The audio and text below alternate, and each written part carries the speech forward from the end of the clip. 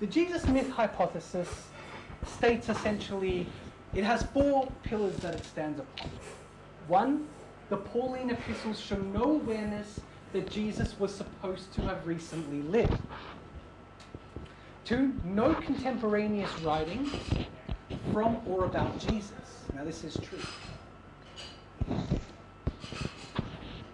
There are no extra biblical mentions of Jesus.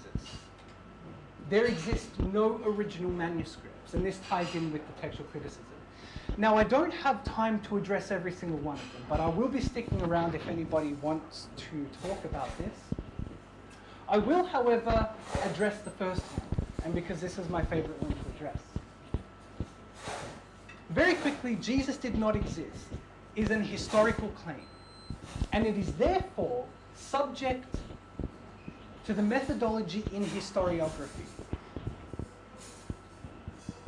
The Jesus did not exist claim, which I see touted all over the place, is actually fallacious from the beginning, precisely because it presupposes that we can know something about history with certainty, and we simply cannot.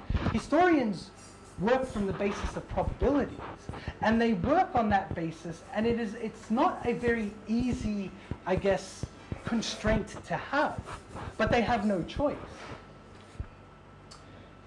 Back to Jesus' tradition in Paul, we have again in 1 Corinthians 11. Now this is one of the most interesting ones.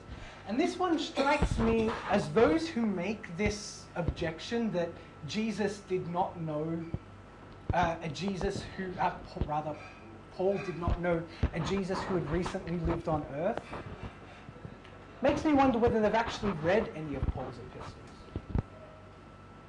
Because in 1 Corinthians 11 here, he says that the Lord Jesus, in the night in which he was betrayed, took bread. And when he had given thanks, he broke it and said, "This is my body, which is for you. Do this in remembrance of me." This is the earliest account of the Eucharist tradition that we have. Now, evidently, the church in Corinth were arguing over how to celebrate Easter. And so Paul gives this command and he explains, this is what we know about Jesus. In the night that he was betrayed, he took bread. And therefore, he goes on to say, this is how you should also acknowledge the Easter tradition. And I do know where this idea of no Jesus tradition in Paul came about. It was mostly propagated by Brian Fleming's attempt at a documentary, The God Who Wasn't There. In that, that's what he claims, that if Jesus was a person who had recently lived, nobody told Paul. And of course, that doesn't make any sense if you actually read what Paul has to say about Jesus. We just happen to find out about Jesus' tradition in passing. Paul doesn't go out of his way to say these things. And of course, this is why we have to keep in mind what Paul's epistles are. They are contingent.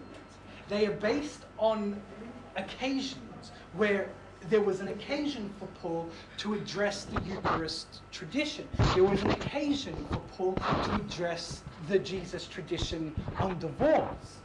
He doesn't have the opportunity, or at least if he did, it didn't survive, to address, the Gospels are littered with parables of Jesus. The Gospels are littered with information about Jesus, like his birth narrative, like more about his death.